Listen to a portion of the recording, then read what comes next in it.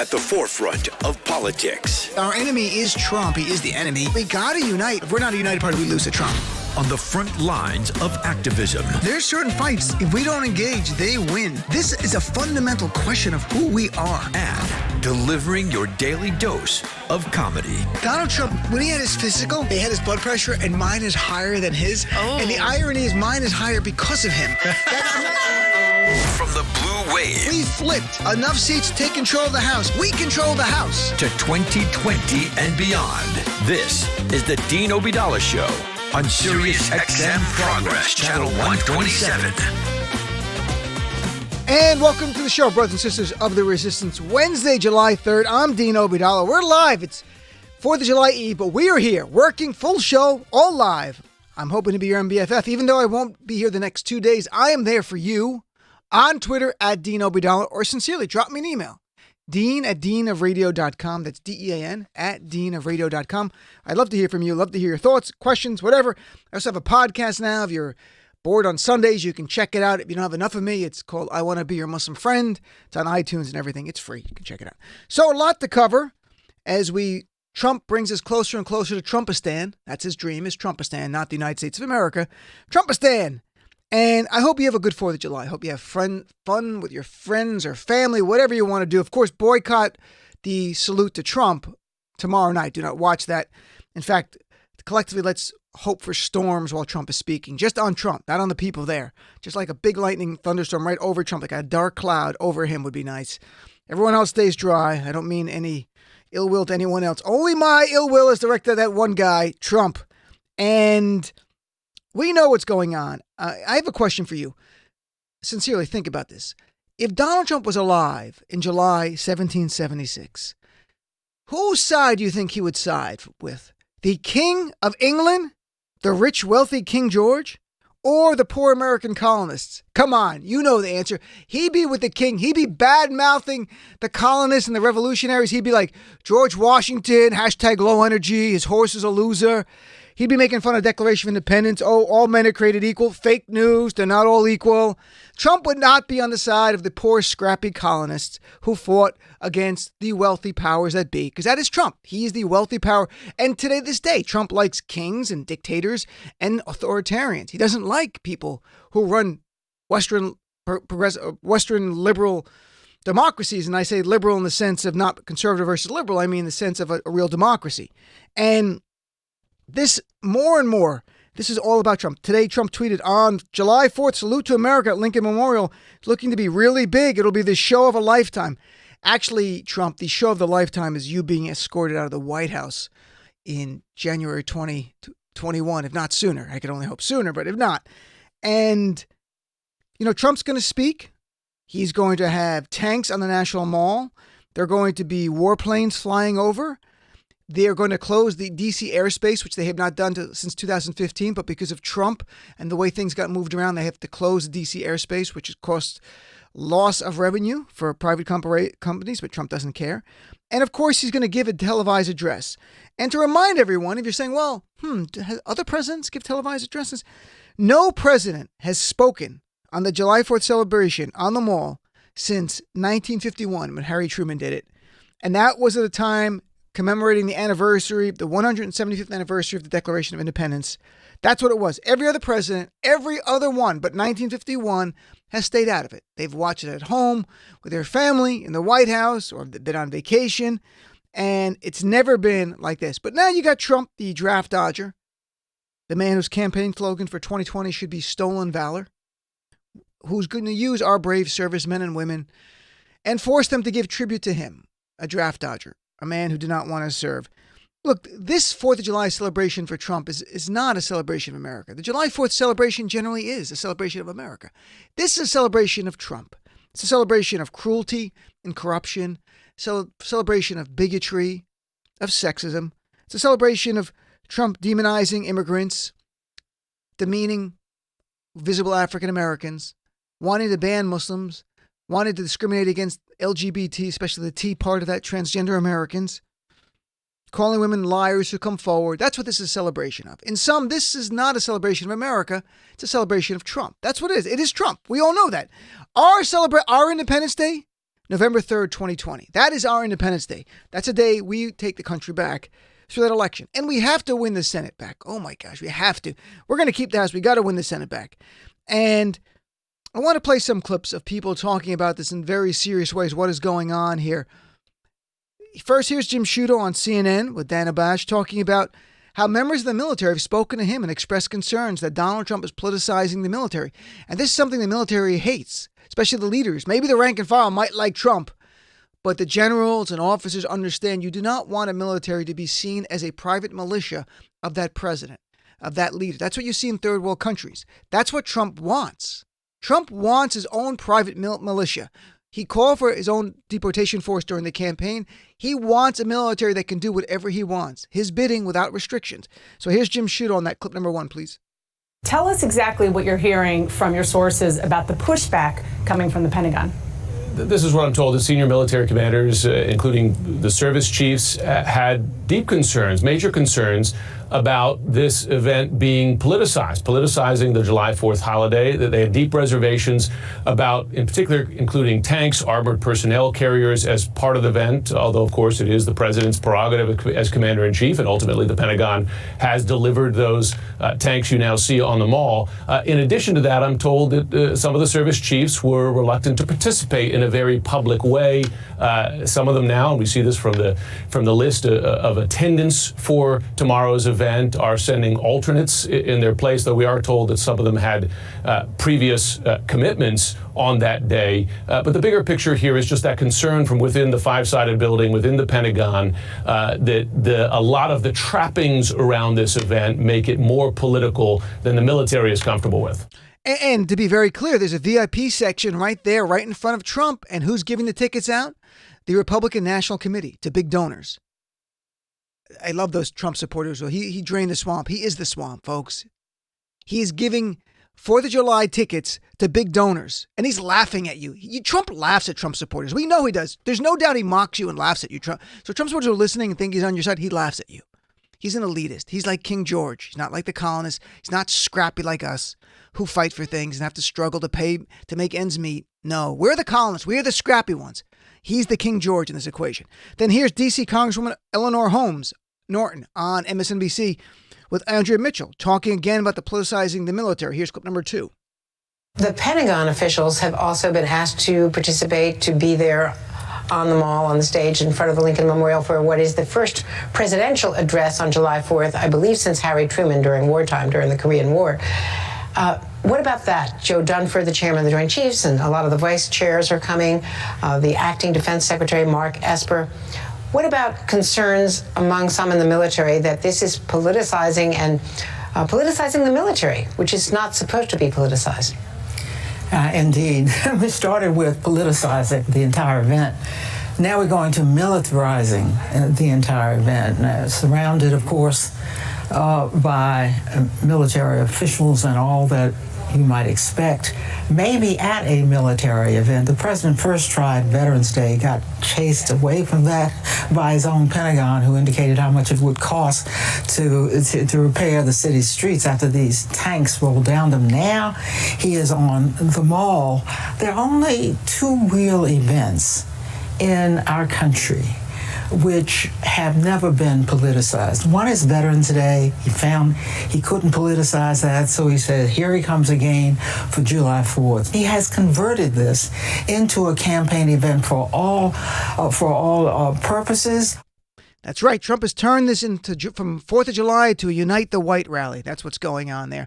And then here is, again, the congresswoman, but with the mayor, Muriel Bowser of D.C. She makes an interesting point here about the city of D.C. is still owed money from Trump's inauguration. They still have not been paid.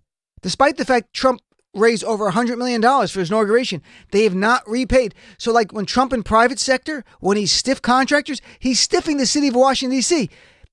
I didn't know this. She made news today by saying this. Here she is, clip number 3. You hear both Congresswoman Holmes Norton and then the second voice is the mayor, Muriel Bowser, on MSNBC. Clip 3. He said, we own the planes, et cetera. He didn't mention security costs. Imagine what the cost will be for a president to be on the mall. Leave aside the other security costs with people on the mall. Insert into that the president and dozens of other type level public officials, and you can see the cost to the federal government will be immense. And of course, the city will be providing with its own police some additional security. Madam Mayor, the Congresswoman has already posted that the city has not been repaid $7.3 million of the costs from the Trump inaugural. Right. And that's unusual. Sometimes in years past, if the inauguration costs go over the budget, and the president's budget always has the cost pretty low, and we've always been reimbursed for any of the cost. But we know that they raised some $40 million or more dollars. $100 million, over $100 million over inauguration costs for them privately. So we will continue to work with the Congress. We will continue to seek the reimbursement in our request to the federal government, and expect that it will be worked out. What an amazing thing to hear. I didn't know this. To remind everyone, the Trump inauguration, which is under investigation now by the U.S. Attorney here in New York, raised double the amount of Obama for his first inauguration. Trump raised over $100 million, and corporations could freely give money. So two of the big companies, we talked about it last week, two of the big companies that are for profit, that run these migrant centers with these kids where they cut the costs, and prisons, Geo Group and CoreCivic gave $250,000 each legally to his funds.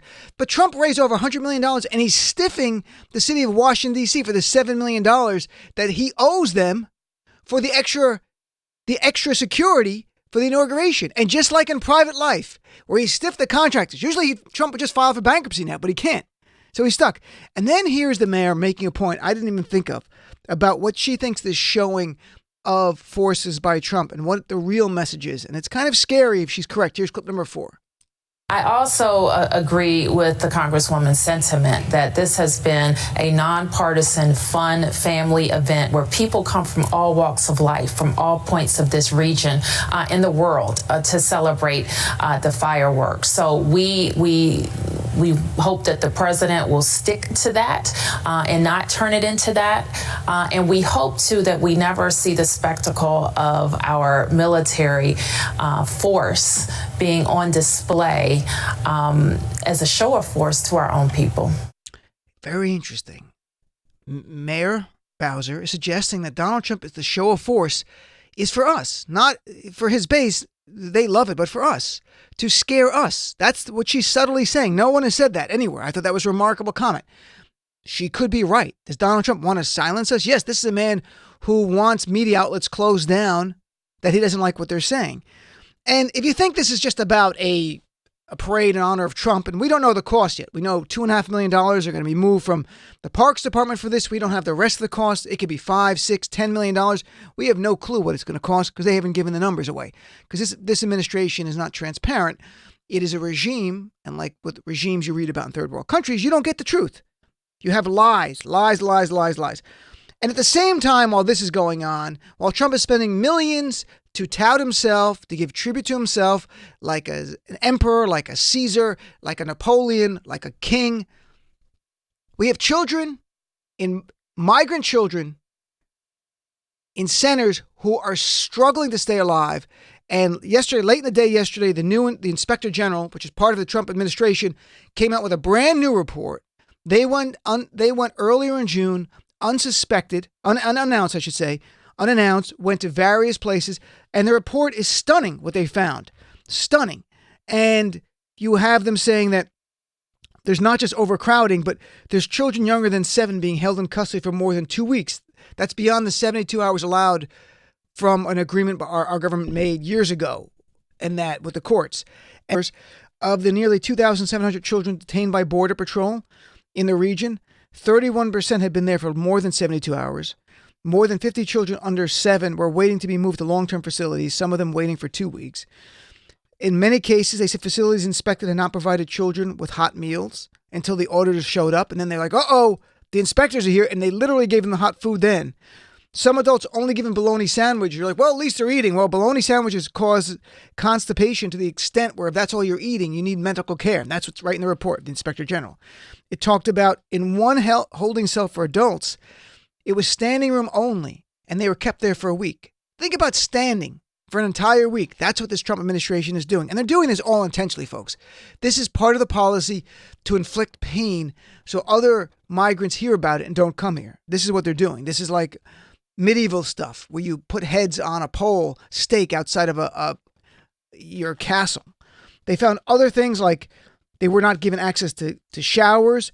It said here children at 3 of the 5 facilities they went to did not have access to showers despite a policy requiring reasonable efforts to give them showers within 48 hours.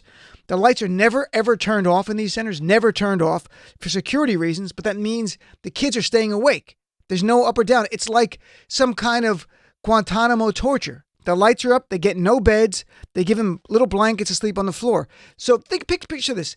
Kids on top of each other in filth with no beds, they sleep on the floor with a blanket.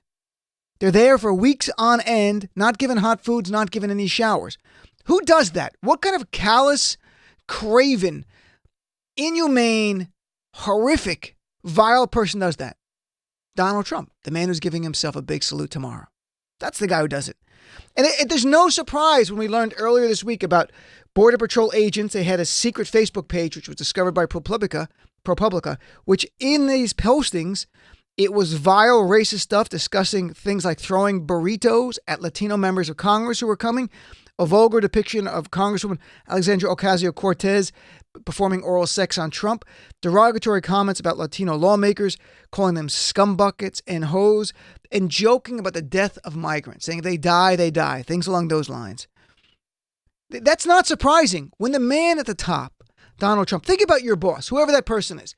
If your boss is good person or bad person, whatever that person is, it sets a tone. It sets a tone of the workplace. If they work really hard, it makes everyone work hard. If they're really lazy, it makes some people lazier. You know, you can get away with things. If the person is a jackass or a real a-hole to people, it kind of it trickles down. In the case of Donald Trump, who's openly racist, who's openly bigoted, who demeans these migrants who are coming here just searching for a better life, trying to make a legal application for asylum, as an invasion force, as members of a gang. They're Middle Eastern. They're going to kill us if we don't stop them now. That's his exact word. They're going to kill us if we don't stop them now. And the list goes on. He demonizes to the point where they're dehumanized. So you shouldn't be shocked by the Border Patrol. You should not be shocked by the way they're treating people. You would not treat human beings like this. And Trump just literally tweeted right before the show that the conditions are better for the kids. This report that just came out today, late yesterday from his own administration, their inspector general. And it's horrific what's going on. And there's more pictures. If you see the pictures, it's stunning what's going on. And again, I remind people, often we look back at things that have happened. And I don't want to pick the Nazis and equate it to Nazism. But you look back through history of horrific events that have happened. And you go, why were the people silent?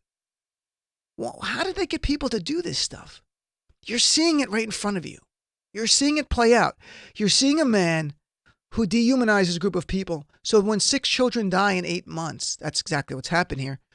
There's no crying. There's no sadness by Border Patrol. They mock them. If they die, they die. And they post that.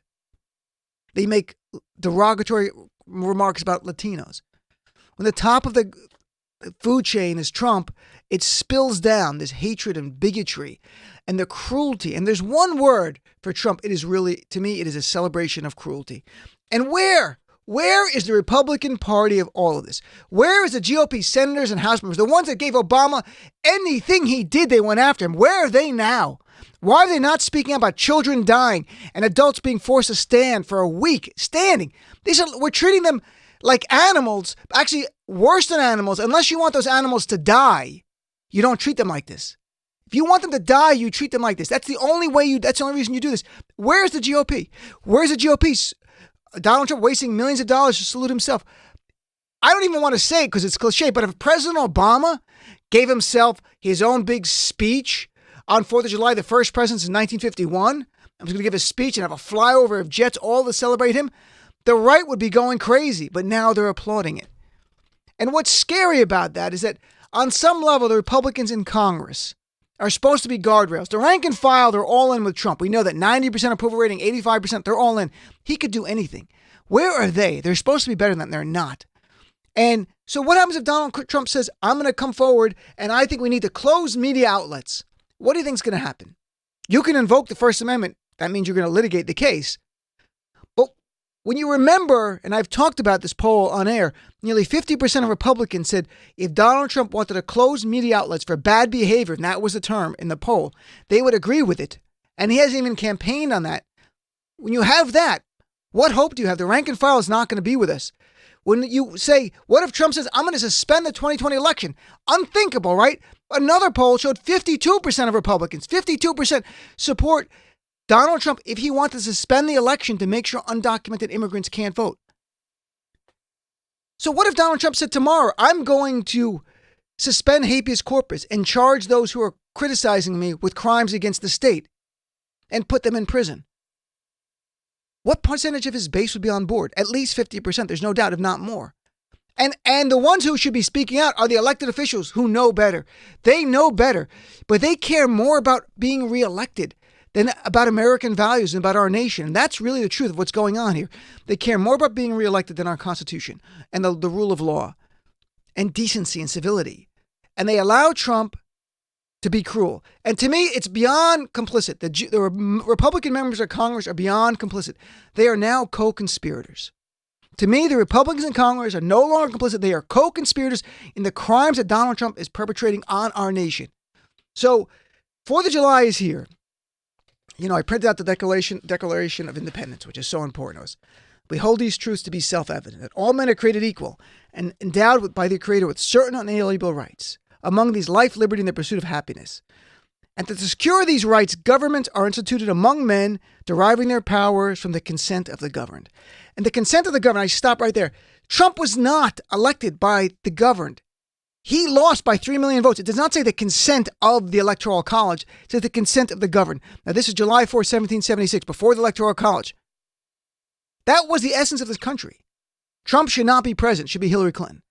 We have to live with it. It's life. He's there now. But there's no way when you read the Declaration of Independence, take a few minutes, read about the grievances they lay out in this against the King of England. And while some are far worse than anything Trump's done.